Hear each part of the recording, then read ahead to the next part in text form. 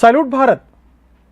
Salute ഭാരതിൽ നമ്മോടൊപ്പമുള്ളത് മുതിർന്ന മാധ്യമപ്രവർത്തകൻ Shri TK. രാജഗോപാലാണ്. Sir നമസ്കാരം.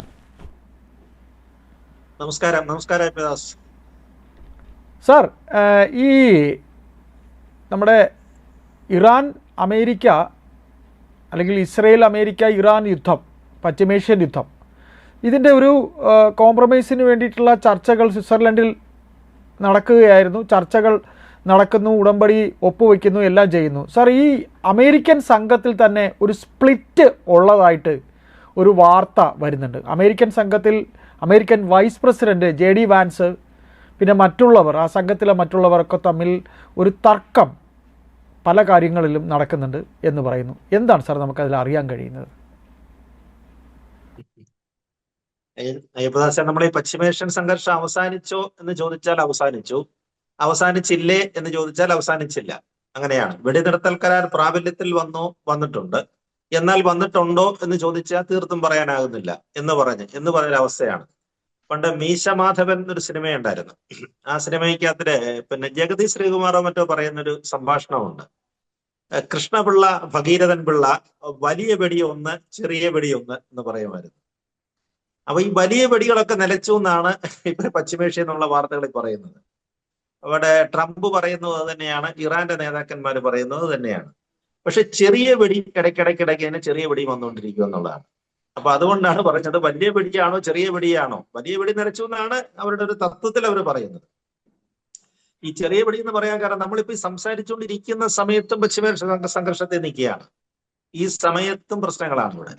അതുകൊണ്ടാണ് പിന്നെ അയ്യപ്പദാസ് അതിനകത്തിലെ US സ്റ്റേറ്റ് സെക്രട്ടറി മാർക്ക് റൂബിയോയും പിന്നെ അവിടുത്തെ വൈസ് പ്രസിഡന്റ് JD വാൻസും, അവർ രണ്ടുപേരുമാണല്ലോ സമാധാന പ്രവർത്തനങ്ങൾക്ക് ചുക്കാൻ പിടിച്ച ആളുകൾ രണ്ടുപേരുമാണ്. ട്രംപിന്റെ നോമിനികളായിട്ട് പോയിട്ട് ചെയ്തവർ രണ്ടുപേരും. ഇവരുടെ പ്രസ്താവനകൾ, ഇവരുടെ നീക്കങ്ങളിലും ചില വൈരുദ്ധ്യം ഉണ്ടെന്നൊക്കെ പറയുന്നതിന്റെ കാര്യം ഇതുകൊണ്ടാണ്. അതിന്റെ കാര്യം എന്ന് പറഞ്ഞാൽ എനിക്ക് തോന്നുന്നത് ഇപ്പോഴും ഹോർമൂസിലെ പ്രശ്നം എന്ന് പറഞ്ഞു കഴിഞ്ഞാൽ, ഹോർമൂസിലെ മിനിഞ്ഞാന്ന് പിന്നെ ഇന്നലെ രാത്രിയില് ഒരു തായ്വാൻ കപ്പലിന് നേരെ ഇറാൻ ആക്രമിച്ചു. ഇറാൻ ആക്രമിച്ചെന്ന് പറഞ്ഞു കഴിഞ്ഞാൽ അവർക്ക് ഇപ്പൊ റൂട്ട് കൊടുത്തിട്ടുണ്ട്. സിംഗപ്പൂർ അതെ, ഒരു സിംഗപ്പൂർ കമ്പനിയുടെ അവർക്ക് വേണ്ടി വന്നതാണ്, അവർക്ക് വേണ്ടി വന്ന എണ്ണയാണ്. ഇപ്പൊ അവിടെ ഹോർമൂസിനകത്തില് ഈ രണ്ട് സൈഡിലും മൈനൊക്കെ വാരിയിട്ടിരിക്കുകയാണ്. ഇതൊന്നും വാരി കളഞ്ഞിട്ടില്ല. ഈ ഇറാൻ ഇട്ടിരിക്കുന്ന മൈനുകളൊക്കെ ഇപ്പോഴും തീരത്തുണ്ട്. അപ്പൊ ഒമാന്റെ തീരത്തൂടെ സുരക്ഷിതമായൊരു പാത ഒരുക്കിയിരുന്നു. അപ്പൊ ഒരുപാട് കപ്പലുകൾ കാത്തു കിടക്കുകയാണ്. ഒരുപാട് കപ്പലുകൾ അവിടെ കാത്തു കിടക്കുകയാണ് ഹോർമൂസിൽ നിന്ന് പുറത്തു വരാനായിട്ടും. ഒരുപാട് നാവികരും ഉണ്ട് അതിനകത്തില്. അപ്പൊ UN ഇതിനകത്തിൽ യുണൈറ്റഡ് നേഷൻസ് അവർ ആ സംഘടന UN ഇടപെട്ടിട്ട് പറഞ്ഞൊരു കാര്യം ചെയ്യാം, ഞങ്ങള് കപ്പലുകൾക്ക് എസ്കോർട്ട് പോവാം. UN പതാക വഹിച്ച കപ്പലുകൾ എന്ന് പറഞ്ഞു കഴിഞ്ഞാൽ, അല്ല അവർ മുമ്പിൽ പോകാന്ന് പറഞ്ഞു കഴിഞ്ഞാൽ സമാധാനം, അതേ പിന്നെ ആരും ആക്രമിക്കത്തില്ല. അങ്ങനെയുള്ള പിന്നെ സംവിധാനത്തോടു കൂടിയാണ് കപ്പലുകൾ പുറത്ത് കടന്നുകൊള്ളുന്നത്. ഇന്ത്യയുടെ കപ്പലുകളും പുറത്തു വരുന്നുണ്ട് ഇത്തരം കാര്യം. നമുക്ക് പിന്നെ അത്രയും വലിയ പ്രശ്നങ്ങൾ നമ്മുടെ കപ്പലുകൾക്ക് നേരെ വരുന്നില്ല. പക്ഷേ ഈ പറയുന്ന തായ്വാൻ കപ്പലിന് നേരെ ആക്രമണം ഉണ്ടായി. അതിനിപ്പോ ഇസ്രായേൽ പറയുന്നത് ഞങ്ങൾ നിർദ്ദേശിക്കാത്ത പാതയ്ക്കകത്ത് കൂടെ, അതായത് ഒരു പാത ഇവർ തുറന്നു കൊടുത്തിട്ടുണ്ട്, അതിലൂടെ വേണമെങ്കിൽ നിങ്ങൾക്ക് കടന്നു വരാം, അതല്ലാത്ത പാതയിൽ കൂടെ വന്നു കഴിഞ്ഞാൽ അറ്റാക്ക് ചെയ്യും എന്നുള്ളതാണ്. അതാണ് ഇപ്പൊ സംഭവിച്ചിരിക്കുന്നത്. ഇറാൻ റവല്യൂഷണറി ഗാർഡ് അതാണ് പറയുന്നത്. ഇതൊരു ബ്രിട്ടീഷ് കപ്പലോ മറ്റോ അതിന് അകമ്പടി ഉണ്ടായിരുന്നു. ആ ബ്രിട്ടീഷ് എന്ന് പറഞ്ഞാൽ ബ്രിട്ടനെ തന്നെ അവർക്ക് ഇഷ്ടമല്ലാത്ത ഒരു രാജ്യവും ആയിരുന്നല്ലോ. അവരുടെ പിന്നെ ഇതിനകത്ത് വരുന്ന ഒരു താല്പര്യത്തിൽ വരുന്ന ഒരു രാജ്യമല്ല. അപ്പൊ അതുകൊണ്ടാണ് ഈ കപ്പലിനെ ആക്രമിച്ചെന്നാണ് പറയുന്നത്. മിസൈലും ഡ്രോണും അതിലെ കപ്പലിന് നേരെ വന്നിരുന്നു. എന്തായാലും ജീവനക്കാർക്ക് വലിയ പരിക്കില്ലെന്നാണ് പറയുന്നത്. എന്ന് പറഞ്ഞാൽ വീണ്ടും പ്രശ്നമായി. ആക്രമിച്ചു കഴിഞ്ഞ ഉടൻ തന്നെ ട്രംപിന്റെ പ്രസ്താവന വന്നു, ഇറാൻ ഇതാ വീണ്ടും വിഡ്ഢിത്തരം കാണിക്കുന്നു എന്ന് പറഞ്ഞു. അപ്പൊ തന്നെ കൃത്യമായിരുന്നു. തിരിച്ച് പ്രത്യാക്രമണം ഉണ്ടായി. തിരിച്ച് ഇറാനിലേക്ക് അമേരിക്ക വീണ്ടും പഴയതുപോലെ മിസൈൽ അടിച്ചു. ഇവിടൊക്കെയാണ് ചെന്ന് കൊണ്ടിരിക്കുന്നത് എന്നുള്ളതിനെ കുറിച്ച് ഇതുവരെ കൃത്യമായ വിവരങ്ങളൊന്നും പുറത്തു വന്നിട്ടില്ല. റോയിട്ടേഴ്സ് ഒന്നും അത്ര കൃത്യമായിട്ട് കാര്യങ്ങൾ എന്തായാലും തിരിച്ചടിച്ചു. അപ്പൊ അതിനും പ്രത്യാക്രമണം ഇപ്പൊ ഉണ്ടായി എന്നാണ് പറയുന്നത്. അതിന്റെ അമേരിക്കൻ ആക്രമണത്തിന് ഇറാന്റെ പ്രത്യാക്രമണം ഉണ്ടായിരിക്കുന്നതാണ്. ഏതോ അമേരിക്കൻ ബേസിലേക്കാണ്, അമേരിക്കയുടെ ഏതോ ഗൾഫിലെ ബേസിലേക്ക് തിരിച്ചടിച്ചെന്നാണ് പറയുന്നത്. അതും ഇനി ഏതാണ്ട് 1 മണിക്കൂറിനോ 2 മണിക്കൂറിനോ അത് പുറത്തു വരും എവിടേക്കാണ് ഈ കൊണ്ടേക്കുന്നത്. പക്ഷെ ഇതൊക്കെ ചെറിയ അറ്റാക്കുകളാണ്. അതാണ് ഞാൻ പറഞ്ഞത്, ചെറിയ വെടി നടക്കുന്നുണ്ട്. ജഗതി പറഞ്ഞ ചെറിയ വെടികളൊക്കെ അവിടെ ഇവിടെയൊക്കെ നടക്കുന്നുണ്ട്. പക്ഷെ ശാശ്വത പരിഹാരത്തിലേക്കാണ് പോകുന്നത്, ശാശ്വതമായ ഒരു സമാധാനത്തിലേക്കാണ് പോകുന്നതെന്ന് തോന്നുന്നു. കാരണം ഇപ്പൊ ജൂലൈ മാസം 9-ാം തീയതി അല്ലേ, 9-ാം തീയതി അല്ലേ അദ്ദേഹത്തിന്റെ ആയാത്തുള്ള ഖൊമൈനിയുടെ സംസ്കാരം വെച്ചിരിക്കുകയാണ് അല്ലേ, 9-ന് വെച്ചിരിക്കുകയാണ്. നമ്മുടെ പ്രധാനമന്ത്രി പോകുന്നുണ്ട് കേട്ടോ, നമ്മുടെ പ്രധാനമന്ത്രിക്കും ക്ഷണം വന്നിട്ടുണ്ട്. അത് വലിയൊരു അംഗീകാരവുമാണ്. അദ്ദേഹത്തിനെ പോലെ ഒരാളിനെ അവിടെ വിളിച്ച് ആദരിക്കുകയും പിന്നെ അംഗീകരിച്ച് അദ്ദേഹത്തെ കൂടെ പ്രത്യേക ക്ഷണിതാവായിട്ട് അവിടെ വിളിക്കുകയൊക്കെ ചെയ്തിട്ടുണ്ട്. അപ്പോൾ സമാധാനം നിലനിൽക്കും, പക്ഷേ ചെറിയ ചെറിയ അറ്റാക്കുകൾ ഉണ്ടാകും. അതായത് ഈ ഇസ്രായേൽ ഇപ്പുറത്തോളം നിൽക്കുന്ന അമേരിക്കൻ സഖ്യകക്ഷിയായി നിൽക്കുന്നിടത്തോളം ശാശ്വത സമാധാനം വരുത്താൻ ഇസ്രായേലിന് യാതൊരു ആഗ്രഹവുമില്ല. കാരണം ഇറാനെ അവസാനിപ്പിച്ച് പിന്മാറും എന്നുള്ളൊരു നിലപാടാണ് അവരുടേത്. ഇറാൻ എന്നൊരു രാജ്യം ഇനി ഈ ലോകത്ത് വേണ്ട എന്നുള്ളതാണ് അവരുടെ നിലപാട്. ഇറാന്റെ നിലപാട് കൊണ്ട് തന്നെയാണ് ഇറാൻ പറയുന്നത് ഇസ്രായേൽ എന്നൊരു രാജ്യം വേണ്ട, ജൂതന്മാരുടെ ഒരു രാജ്യം ഇനി അവിടെ വേണ്ട എന്നുള്ളതാണ്. അപ്പൊ അതുകൊണ്ട് ഈ അടികൾ ഇങ്ങനെ തുറന്നുകൊണ്ടിരിക്കും. അപ്പൊ അതുകൊണ്ടാണ് പറയുന്നത് ലെബനനും ഹിസ്ബുള്ളയും ഉള്ളിടത്തോളം കാലം ഈ പറയുന്ന മേഖലകളിൽ അശാന്തി തന്നെ തുടരും. അത് അക്കാര്യത്തിൽ യാതൊരു സംശയവുമില്ല. കാരണം ബദ്ധവൈരികളാണ്. ബദ്ധവൈരികൾ നമുക്ക് എത്രയൊക്കെ കെട്ടിപ്പിടിച്ചെന്ന് പറഞ്ഞു കഴിഞ്ഞാലും പുറകെ കൂടെ കുത്തും, പുറകെ കൂടെ കടാര കയറ്റുന്ന ഒരു സ്വഭാവമാണ് നടക്കുന്നത്. പക്ഷേ അമേരിക്ക എന്ന് പറയുന്നത് സൂപ്പർ പവർ നിൽക്കുന്നത് കൊണ്ടും അവര് ഒന്ന് രണ്ട് തവണ നെതന്യാഹുവിനെ തന്നെ ട്രംപിന് വിരട്ടേണ്ടി വന്നില്ലേ, നിങ്ങളെ നിർത്തണം എന്ന് പറഞ്ഞിട്ട് അദ്ദേഹത്തിന് തന്നെ പിന്നെ ട്രംപിന് തന്നെ നെതന്യാഹുവിനെ നിലയ്ക്ക് നിർത്തേണ്ടി വന്നു. അപ്പൊ അതിനിടയിലാണ് ഈ സമാധാന ചർച്ചകൾ നടന്നത്. സമാധാന ചർച്ചകൾക്ക് വൈസ് പ്രസിഡന്റ് JD വാൻസ് ഉണ്ടായിരുന്നു, അതേപോലെ സ്റ്റേറ്റ് സെക്രട്ടറി മാർക്കോ റൂബിയോയും കൂടാണ് പോകുന്നത്. ഇവര് രണ്ടുപേരും കൂടെ ഇതിനകത്തില് ഇവരുടെ ശ്രമങ്ങളും രണ്ടു തരത്തിലാണ്. ഒരാൾക്ക് ശരിക്കും റിപ്പബ്ലിക്കൻ ബ്ലഡാണ്, അതായത് തനി അമേരിക്കക്കാരൻ്റെതായ ബ്ലഡാണ് ഈ പറയുന്ന മാർക്കോ റൂബിയോയ്ക്കുള്ളത്. അതേസമയം JD വാൻസ് അങ്ങനെയല്ല. JD വാൻസ് കുറച്ചുകൂടെ ഒരു മൈൽഡാണ്, ഒരു മൃദുഭാഷയാണ്. അതേപോലെ തന്നെ അദ്ദേഹത്തിന്റെ കാര്യങ്ങളിലൊക്കെ ഒരു തരം ജനാധിപത്യ സ്വഭാവം നിലനിൽക്കുന്ന ആളാണ്. അതുകൊണ്ടാണല്ലോ അദ്ദേഹത്തിന്റെ ഭാര്യ പോലും ഒരു ഇന്ത്യക്കാരിയാണ്. ചിലപ്പോൾ അതിൽ നിന്ന് കിട്ടിയതായിരിക്കാം സ്വഭാവവിശേഷം, അല്ലെങ്കിൽ ഇദ്ദേഹത്തിന്റെ സ്വഭാവവിശേഷം കണ്ടിട്ടായിരിക്കാം ആ ഇന്ത്യക്കാരി ഇന്ത്യൻ ഒറിജിനായിട്ടുള്ള ആ ഭാര്യ അദ്ദേഹത്തെ വിവാഹം കഴിച്ചത് എന്ന് എനിക്ക് തോന്നുന്നു. അപ്പൊ ഒരു മോഡറേറ്റ് ആണ്, അത് ആ റിപ്പബ്ലിക്കൻസ് ഇടയിലെ ഒരു മോഡറേറ്റ് ആണ്. ഇന്ന് കരുതിയിട്ടൊരു ഡെമോക്രാറ്റ്സ്, അവിടുത്തെ പ്രതിപക്ഷ കക്ഷിയായ ഡെമോക്രാറ്റ്സിന്റെ അത്രയും മോഡറേറ്റ് അല്ല. പക്ഷേ ഈ പറയുന്ന മാർക്കോ റൂബിയെ പോലെ ട്രംപിനെ പോലെ ഈ പറയുന്ന എടുത്തുചാട്ടം അടിക്ക് തിരിച്ചടി എന്നൊരു മനോഭാവക്കാരനല്ല. പ്രശ്നങ്ങളെ നമുക്ക് സാവകാശത്തെ നേരിടാം എന്നുള്ള ഒരു നിലപാടുകാരനാണ്. അതുകൊണ്ടാണ് അദ്ദേഹം ആദ്യം മുൻകൈ അദ്ദേഹത്തിന് ഉണ്ടായിരുന്നത്. പക്ഷെ സ്റ്റേറ്റ് സെക്രട്ടറി ഒഴിവാക്കാൻ ഒക്കത്തില്ല, സ്റ്റേറ്റ് സെക്രട്ടറിനകത്ത് നിൽക്കണമല്ലോ. അപ്പൊ ഇപ്പൊ വരുന്ന അഭിപ്രായം എന്ന് പറയുന്നത് ട്രംപിന്റെ യഥാർത്ഥ ശബ്ദം എന്ന് പറയുന്നത് സ്റ്റേറ്റ് സെക്രട്ടറിയുടെ മാർക്കോ റൂബിയോയുടെ ശബ്ദം തന്നെയാണ്. ഇയാളൊരു ശക്തനായ ഇസ്രായേൽ പക്ഷപാതിയാണ്, ഇസ്രായേലിനെ അതികഠിനമായിട്ട് ബാധിക്കുന്ന ആളാണ്. അതാണ് അതിന്റെ പ്രത്യേകത എന്ന് പറയുന്നത്. അത് മാത്രമല്ല സാർ ഞാനൊന്ന് ഇടപെടുകയാണ് സാർ. ഈ JD വാൻസ് എന്ന് പറയുന്നത് അദ്ദേഹം കുറച്ച് ചെറുപ്പക്കാരനുമാണല്ലോ. അദ്ദേഹത്തിന്റെ ഒരു ഭാവി ഒരുപക്ഷെ പ്രസിഡന്റ് വരാവാൻ സാധ്യതയുള്ള ആളല്ലേ. ഇപ്പൊ ഈ പറയുന്ന പോലെ ട്രംപിനെ സംബന്ധിച്ച് അദ്ദേഹം അദ്ദേഹത്തിന് 80 വയസ്സ് വരെ കഴിഞ്ഞ ഒരാളാണ്. അപ്പോൾ ഭാവിയുള്ള ഒരാൾ അദ്ദേഹം സംസാരിക്കുന്നിടത്ത് ആള് കൂടുന്നുണ്ടെന്ന് പറയുന്നു JD വാൻസിന്. പറഞ്ഞാട്ടെ സാർ. JD വാൻസിന് വലിയ ആരാധക വൃന്ദമുണ്ട്. കാരണം വെച്ചാൽ ഒരു അമേരിക്കയിൽ ഇപ്പൊ ആഗ്രഹിക്കുന്നവർ ലോകത്തിലെ സൂപ്പർ പവറാണ് അവര്. എന്തിനാണ് അനാവശ്യമായ യുദ്ധകാര്യങ്ങളിൽ ചെന്ന് ഇടപെട്ടിട്ട് നമ്മുടെ രാജ്യത്തിന് പ്രശ്നങ്ങൾ ഉണ്ടാക്കുന്നു അല്ലേ? അമേരിക്കയിലെ തന്നെ കണ്ടില്ലേ, കഴിഞ്ഞ ദിവസങ്ങൾ വരെ, കഴിഞ്ഞ യുദ്ധസമാനമായ സാഹചര്യത്തിൽ 50% വരെ പെട്രോളിനും ഡീസലിനും വില കൂടി അമേരിക്കയില്. അവിടുത്തെ പൊതുഗതാഗതത്തിൽ 20 മുതൽ 25% വരെ ചാർജ് വർധന വന്നു. അപ്പൊ അമേരിക്കയെ സംബന്ധിച്ച് സമ്പന്ന രാഷ്ട്രമാണ്, അവർക്കൊരു പ്രയാസവും ക്ഷാമമില്ലെങ്കിലും എന്തിന് ഇത്തരത്തിലുള്ള അനാവശ്യ ചെലവുകളിലേക്ക് രാജ്യം പോകുന്നു? ആ ചിന്താഗതിയുടെ പക്ഷക്കാരനാണ് ശ്രീ JD വാൻസ് എന്ന് പറയുന്നത്. അതാണ് അദ്ദേഹത്തിന്റെ പ്രത്യേകത. എന്നാൽ ട്രംപ് അങ്ങനെയല്ല. ട്രംപും മാർക്കോ റൂബിയോയുടെയും സ്വഭാവം എന്ന് പറഞ്ഞാൽ തനി റിപ്പബ്ലിക്കൻസ് ആണ്. ഞാന് വിചാരിച്ചു കഴിഞ്ഞാൽ എന്തും ചെയ്യാൻ പറ്റും, ലോകത്തെന്തും ഞാൻ ചെയ്തു കളയും എന്നൊരു നിലപാടുകാരനാണ് ഇവർ രണ്ടുപേരും. അപ്പൊ അതുകൊണ്ട് JD വാൻസിന് അമേരിക്കയിൽ വലിയ ജനപിന്തുണയാണ്. അദ്ദേഹത്തിന്റെ ജനപിന്തുണ നന്നായിട്ട് വർദ്ധിക്കുന്നുണ്ട്. ഈ പറയുന്ന സാധാരണഗതിയിൽ അവിടുത്തെയൊക്കെ കൗണ്ടികളിലെയൊക്കെ മീറ്റിങ്ങുകളിലൊക്കെ നടക്കുന്ന സമയത്ത് ഒരു 100 പേര് 200 പേരൊക്കെ വന്നു കഴിഞ്ഞാൽ വലിയ ജനക്കൂട്ടം എന്നാണ് അവിടെ പറയുന്നത്. പക്ഷെ JD വാൻസിന് അതിനേക്കാട്ടിൽ ആളുകളെ ആകർഷിക്കാൻ കഴിയുന്നുണ്ടെന്നാണ് പറയുന്നത്. ഈവൻ ട്രംപ് പോകുന്നതിനേക്കാട്ടിൽ കൂടുതൽ ജനങ്ങൾ ഇദ്ദേഹത്തിന്റെ വാക്കുകൾ കേൾക്കാൻ വരുന്നുണ്ട്.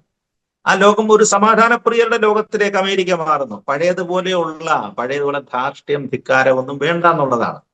അതാണ് ജനതയുടെ ആഗ്രഹം. അത് അവരുടെ കുറ്റമല്ലത്. കാരണം എന്ന് പറഞ്ഞാൽ അവിടുത്തെ ഇപ്പൊ ഒരുപാട് ആരോഗ്യ മേഖലകളിലാണെങ്കിലും സാമ്പത്തിക മേഖലകളിലാണെങ്കിലും സുരക്ഷിതമായിട്ട് ജീവിക്കുക, സമ്പന്നതയുണ്ട്, പിന്നെ സുരക്ഷിതമായിട്ട് ജീവിക്കുക എന്നുള്ളതാണ് അവരുടെ ആഗ്രഹം. എന്തിന് ആവശ്യമില്ലാത്തത് വേലിയെ കിടക്കുന്നതിനൊക്കെ എടുത്ത് വെക്കുന്നു എന്നുള്ളൊരു മട്ടിലാണ് അമേരിക്കൻ ജനതയുടെ മനോഭാവം. അതുകൊണ്ടാണ് വാൻസിന്റെ പിന്തുണ വരുന്നത്.